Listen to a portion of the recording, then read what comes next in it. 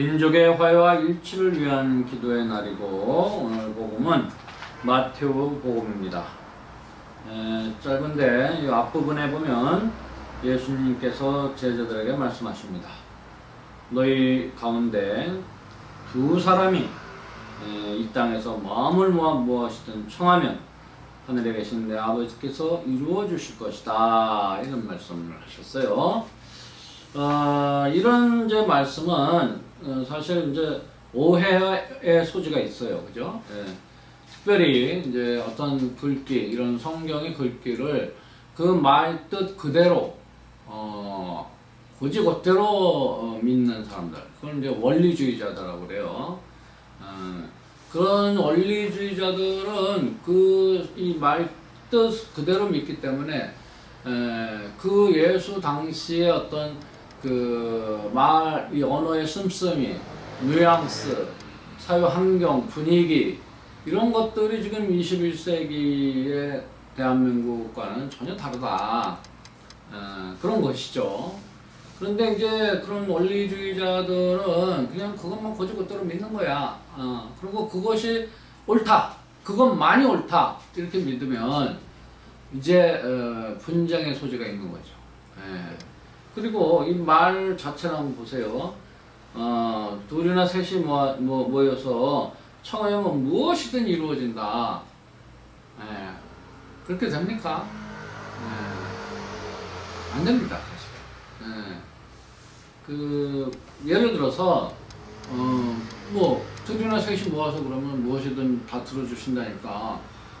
우리 천주교 신자들 둘이나 셋 모여가지고, 넷, 다섯 좋아요. 다 모여가지고, 로또를 사가지고, 아이고, 하느님, 로또 맞게 해주세요. 될까? 무엇이든 들어준다며. 근데 그걸 그렇게 말뜻을 그대로 믿고 그렇게 해봐야 안 된다. 그리고 옛날에 제가 읽었던 소설 중에 그게 제목이? 천국의 열쇠인가? A.J. 크로닌이라는 작가가 쓴 천국의 열쇠인가 그래요. 거기 보면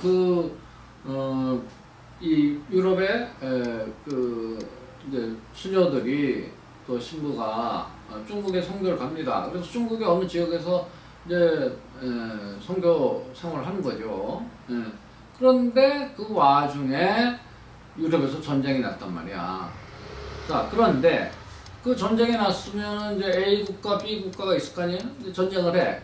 그런데 그 중국에 선교 간 수녀들 중에 여러 국가에서 온 수녀들인가 봐. 그러니까 A 국가에 속하는 수녀, A 수녀가 있다고. B 국가에 속하는 B 수녀가 있단 말이야. 그러면 이 A, B 수녀가 서로 아이고 우리 나라가 이기게 해주세요, 이렇게 기도를 한단 말이야. 그럼 누구 기도를 들어줄까요? 어떻게? 다 적국인데. 그래서 기본적으로는 이런 겁니다. 하느님께서는 이런 개인의 이 역사 안에 그렇게 개입하지 않으신다라는 거예요. 왜? 자유의지를 주셨잖아요. 우리가 자유의지를 갖고 한평 살아가는 겁니다. 그리고 뭔가 간절히 원하는 그런 것들이 있을 때는 물론 청원 기도를 할 수 있어요. 그럼 그 청원 기도를 하면서 내 스스로가 정말 그 간절히 원하는 것에 대해서 스스로 무언가 그것이 이루어지도록 노력할 거 아닙니까? 그 옛날에도 우리 속담에 그런 말 있잖아요. 하늘은 스스로 돕는 자를 돕는다. 저는 이게 진리라고 생각을 합니다. 그리고 또 간절히 원하면 노력할 거 아니에요. 그럼 이루어진다. 예를 들어서 공부도 하나도 안 하고 말이야. 그냥 학생이 아이고 좋은 학교에 붙게 해주세요. 그게 됩니까? 절대로 되지 않습니다. 자, 그러니까 이 둘이나 세 사람이 모여서 내 이름으로 모여가지고 청하면 무엇이든지 이루어질 것이다, 이런 말은 벌써 둘이나 셋이라는 것은 이 공동체 아닙니까? 그럼 이 공동체가 간절히 원하면 그 공동체가 또 무언가 노력을 할 거 아니에요. 여러분 한번 생각해 보세요. 우리 2017년에 100만 명씩 그냥 서울시청 앞에 모여가지고 광화문에 모여서 탄핵을 이뤄냈잖아요. 그 많은 공동체가, 우리 사회 공동체가 간절히 원한 겁니다. 그리고 간절히 원하니 그렇게 연인은 1000만 명 이상 나와가지고 그렇게 간절히 염원을 하니 탄핵됐잖아요. 예. 이것은 물론 이 사회가 평화롭고 정의롭고 공정한 사회가 되는 것은 하나님의 뜻이 맞습니다. 그래서 그 하나님의 뜻에 맞닿는 사회가 되도록 이 공동체, 이 사회 공동체가 구성원들이 간절히 염원하고 또 투쟁했잖아요. 노력했잖아요. 그러니까 이루어지는 거지. 아무것도 안 하고 그냥 이거 해주세요. 절대로 이루어지지 않을 겁니다. 그러니까 여기서 둘이나 셋이라는 것은 복수잖아요. 그러니까 이게 공동체를 의미합니다. 공동체가 모여야 힘이 생기는 거예요. 네. 따로따로 혼자 있어봐야 힘이 없습니다. 그래서 지금 현재도 마찬가지입니다. 윤석열 여로가 굉장히 무지하고 무모하고 무례하고 이런 사람이 지금 그 대통령 자리에 앉아가지고 온 국민들이 지금 고생하고 있잖아요. 그러니까 지금 벌써 수십 차례 그 시청 앞쪽에 길에 모여가지고 촛불 행동이 활동하고 있어요. 어제도 보니까 행진도 하고 그랬는데, 그렇게 이제 염원이 모이면 이제 뭔가 때가 되면 무르익어서 분명히 윤석열로 탄핵이 이루어질 것이다. 이렇게 믿는 겁니다. 간절히 염원해야 돼요. 그리고 실천해야 됩니다. 이 실천은 촛불 들고 나가는 거예요. 네? 여러분, 우리가 촛불 혁명을 이뤄낸 위대한 사람들이에요. 여러분 한번 생각해 보세요. 시퍼렇게 살아있는 권력을 피 한 방울 안 흘리고, 또 그 광화문 광장에 쓰레기 하나 안 흘리고 정권을 갈아치웠다. 이것은 인류 역사 안에 전무후무할 것이다. 엄청나게 위대한 일을 해낸 대한민국 사람들이다. 이렇게 생각을 합니다. 근데 그것이 또 한 번 이루어지려고 지금 하는 중이죠. 그러니까 중요한 것은 둘이나 셋이라는 것은 이 공동체가 힘을 합친다. 간절히 염원한다. 그러면 이루어지는 것이죠. 자, 이 뒷부분에 보면은 이제 베드로가 질문합니다. 형제가 죄를 지었을 때 몇 번 용서해 줘야 됩니까? 이 옛날 그 번역 버전에는 예수님께서 7번씩 70번 용서해라 그랬는데, 이 새 버전에서는 77번까지 용서해야 된다. 이렇게 답을 하시죠. 7번이 아니고 77번. 그럼 옛날 그 버전 번역에 더 많이 용서해 주는 거죠. 7, 7, 2, 4, 19. 그죠? 7번씩 70번이면 490번 용서해 줘야 돼. 근데 새 버전에 좀 깎아줬네요. 77번. 그러니까 이 77번이라는 것은 딱 그렇게만 용서해라는 것은 아니죠. 끊임없이 용서해 주라. 이런 뜻이에요. 자, 근데 이 용서라는 이 경목은 사실은 용서받는 사람을 위해서라기보다는 용서하는 내 자신을 위해서 용서해야 하는 겁니다. 왜냐하면 자, 이렇게 예수님께서 용서하라 그랬잖아요. 그러니까 이게 복음 선포예요. 그러니까 예수님이 구원자로서 오셔서 구체적으로 하신 일은 무엇이냐? 그러니까 인류가 구원받을 상태에 있었다는 거죠. 그럼 인류가 구원받을 상태라는 것은 뭐냐? 행복하지 않다는 뜻이에요. 그 행복하지 않은 상태에서 행복한 상태로 구원해 주시러 왔고, 그 구원의 구체적인 내용은 뭐냐? 행복할 수 있는 길을 가르치신 것이다. 그게 뭐냐? 복음 선포다. 복음. 행복한 말씀 아니에요? 복음. gospel. good spell. 그러니까 이 말씀을 따르면 행복해진다. 그래서 그것을 알려주신 거예요.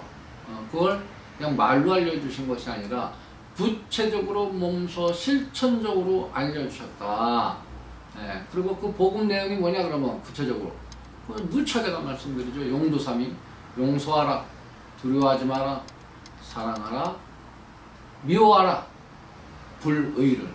네 가지예요, 네 가지. 그게 복음의 구체적인 내용입니다. 이 네 가지를 실천하면 기쁘다, 행복한 삶을 영위할 수 있다 이겁니다. 그래서 이제 그 중에 하나가 이제 용서라는 것이고, 오늘 복음에서 이 용서에 대한 주제가 나온 겁니다. 자, 오늘 이 복음은 오늘 민족 화해를 위한 날인데, 기도의 날인데 딱 맞아 떨어져, 그죠? 우리 그 동족 상잔의 비극이 있었지 않습니까? 한국 전쟁, 6.25 전쟁, 얼마나 많은 사람들이 죽어갔습니까? 사실은 그렇게 서로 죽인 이유도 없어. 특별한 이유는 없어요. 무슨 사상, 이념 이런 것 때문인데, 그것도 우리 민족이 자발적으로 무슨 사상이 갈라졌는가? 꼭 그런 것도 아니에요.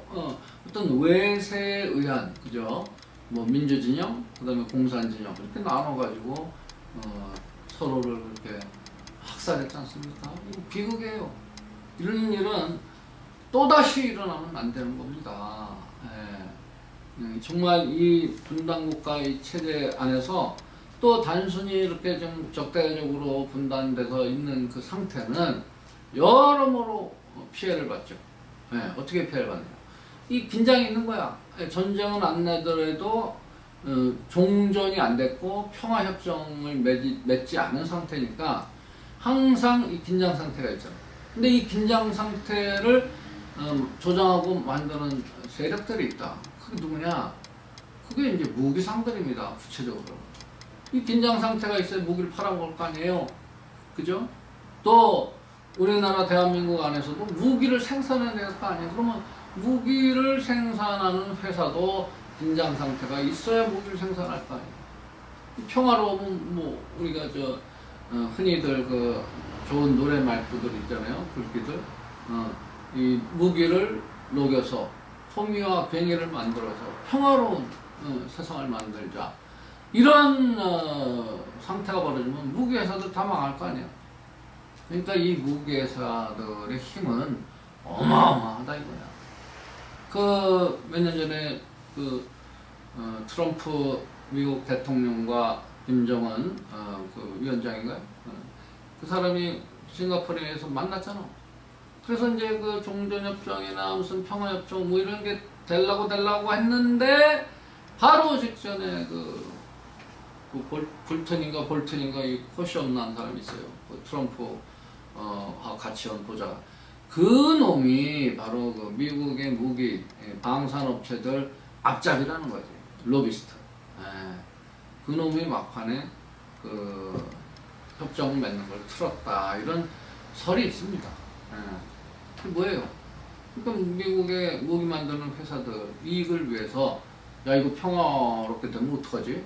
이거 전쟁 그 긴장이 조성이 안 되면 무기 안 팔릴 거 아니냐. 그러니까 틀어버린 거죠. 평화협정 맺고 트럼프는 사실 우리나라에도 그 트럼프 타워 빌딩들 많잖아요. 그 사람은 건설주의야 일종의 부동산업자니까 평화 시기에 예를 들어서 평양에도 트럼프 타워 짓고 그러면 그 사람은 또 돈 버는 거 아니에요. 그 사람은 정치인이라기보다는 그런 부동산업자, 건설족, 그러면 미국의 TV에도 많이 나와가지고 엔터테인먼트도 하고 뭐 이런 사람인데 그 사람은 아무 생각이 없는 거죠. 사실은.